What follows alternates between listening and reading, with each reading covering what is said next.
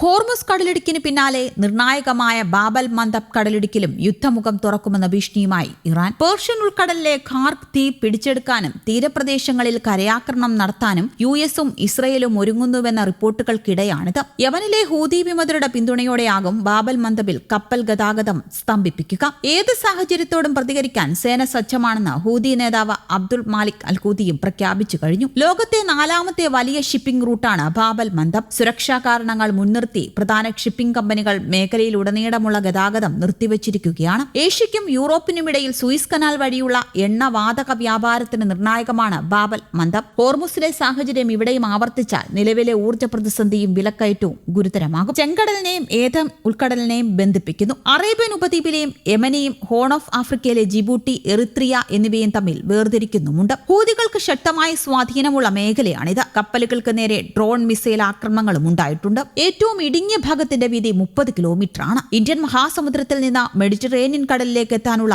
എളുപ്പവഴി ഹോർമുസ് കടലിടുക്കിലെ പ്രതിസന്ധി മറികടക്കാൻ സൗദി അറേബ്യ ഉപയോഗിക്കുന്നത് east west crude oil pipe ലൈനാണ്. പേർഷ്യൻ ഉൾക്കടൽ തീരത്തെ കിഴക്കൻ പ്രവിശ്യയിൽ നിന്ന് ചെങ്കടൽ തീരത്തെ യാൻബുവിലേക്ക് പൈപ്പ് ലൈൻ വഴി എണ്ണ എത്തിച്ച് ഏതൻ ഉൾക്കടൽ വഴി കപ്പലുകൾ ഏഷ്യൻ മാർക്കറ്റുകളിലെത്തും. ബാബൽ മന്ദബ് അടച്ചാൽ സൗദിക്കിത് തിരിച്ചടിയാകും. 1980കളിൽ ഹോർമുസിൽ ഇറാനും ഇറാഖും നടത്തിയ ടാങ്കർ യുദ്ധത്തിന്റെ പശ്ചാത്തലത്തിലാണ് സൗദി 1201 കിലോമീറ്റർ നീളമുള്ള പൈപ്പ് ലൈൻ നിർമ്മിച്ചത്. ബാബൽ മന്ദബ് അടച്ചാൽ സൗദിയിൽ നിന്നുള്ള എണ്ണക്കപ്പലുകൾ ചെങ്കടലിന് വടക്കു ഭാഗത്തേക്ക് നീങ്ങണം. സൂയിസ് കനാൽ വഴി യൂറോപ്യൻ, വടക്കേ അമേരിക്കൻ മാർക്കറ്റുകളിലേക്ക് എണ്ണ എത്തിക്കാം. ഏഷ്യൻ മാർക്കറ്റുകളിലേക്ക് എത്താൻ കപ്പലുകൾ സൂയിസ് കനാൽ കടന്നാൽ ആഫ്രിക്കയുടെ തെക്കേ അറ്റം ചുറ്റിക്കടക്കേണ്ടി വരും. ഖാർക്ക് പിടിച്ചെടുക്കാൻ ശത്രുക്കൾ തയ്യാറെടുക്കുന്നതിന്റെ സൂചന ലഭിച്ചു കഴിഞ്ഞു. എല്ലാ നീക്കങ്ങളും നിരീക്ഷിച്ചു വരികയാണെന്ന് ഇറാൻ പാർലമെന്റ് സ്പീക്കറും പറയുന്നു. ഹോർമുസ് കടലിടുക്ക് തുറക്കാൻ ട്രംപ് ആവർത്തിച്ച് ഭീഷണി മുഴക്കിയിട്ടും ഇറാൻ വഴങ്ങിയിട്ടില്ല. എണ്ണവാതക വില കുതിച്ചുയരുകയാണ്. ആഗോള ഓഹരി വിപണികൾ ഇടിഞ്ഞു. ഇത് ട്രംപിന്റെ സമ്മർദ്ദ തന്ത്രങ്ങളുടെ പരിമിതികൾ തുറന്നുകാട്ടുകയാണ്. പരമോന്നത നേതാവായിരുന്ന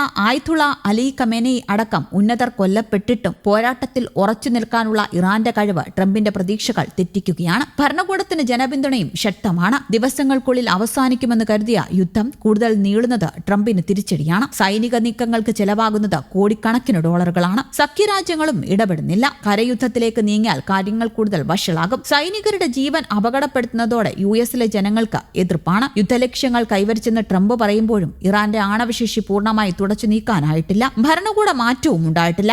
യുദ്ധം പിന്നെ എന്തിനു വേണ്ടിയെന്ന ചോദ്യം അവശേഷിക്കുകയാണ്. യുദ്ധം എങ്ങനെ അവസാനിക്കുമെന്നതും ചോദ്യചിഹ്നമാകുന്നു. അതിനിടെ പശ്ചിമേഷ്യൻ സംഘർഷത്തിൽ ഇറാനിൽ കൊല്ലപ്പെടേണ്ട നേതാക്കളുടെ പട്ടികയിൽ നിന്ന് 2 പേരുകൾ അമേരിക്ക ഒഴിവാക്കിയതായി റിപ്പോർട്ട്. ഇറാന്റെ വിദേശകാര്യമന്ത്രി അബ്ബാസ് അരാക്ഷിയുടെയും പാർലമെന്റ് സ്പീക്കർ മുഹമ്മദ് ബാഖ്വർ കാലിബാഫിന്റെയും പേരുകളാണ് നീക്കം ചെയ്തത്. യുദ്ധം അവസാനിപ്പിക്കാൻ ഇടപെടൽ നടത്തുന്ന പാകിസ്ഥാൻ ഈ പേരുകൾ ഒഴിവാക്കണമെന്ന് ആവശ്യപ്പെട്ടിരുന്നുവെന്നാണ് റിപ്പോർട്ടുകൾ പറയുന്നത്. അരാക്ഷിയുടെയും കാലിബാഫിന്റെയും നീക്കങ്ങളെക്കുറിച്ചുള്ള കൃത്യമായ വിവരങ്ങൾ ഇസ്രയേലിന് ലഭ്യമായിരുന്നു. ഇവരുടെ പേരുകൾ ഹിറ്റ് ലിസ്റ്റിൽ ഉൾപ്പെടുത്തിയിരുന്നു. എന്നാൽ ഇവരെ ലക്ഷ്യമിട്ടാൽ നയതന്ത്ര ചർച്ചകൾക്ക് അവസരമില്ലാതാകുമെന്ന വാദം ഉന്നയിച്ചതോടെ പേരുകൾ ഒഴിവാക്കാൻ യുഎസ് ഇസ്രയേലിനോട് നിർദ്ദേശിക്കുകയായിരുന്നുവെന്നാണ് വിവരം. എന്നാൽ ഇക്കാര്യത്തിൽ പാകിസ്ഥാൻ സൈന്യമോ വിദേശകാര്യ വകുപ്പോ ഔദ്യോഗികമായി പ്രതികരിച്ചിട്ടില്ല. അതേസമയം പേരുകൾ താൽക്കാലികമായി 4-5 ദിവസത്തേക്ക് മാത്രമാണ് പട്ടികയിൽ നിന്ന് നീക്കിയതെന്ന് അമേരിക്കൻ മാധ്യമങ്ങളും റിപ്പോർട്ട് ചെയ്യുന്നു. എന്നാൽ ഇക്കാര്യത്തിൽ പാകിസ്ഥാന്റെ പങ്ക് സംബന്ധിച്ച് റിപ്പോർട്ടിൽ പരാമർശവുമില്ല. News desk, Kerala Kaumudi.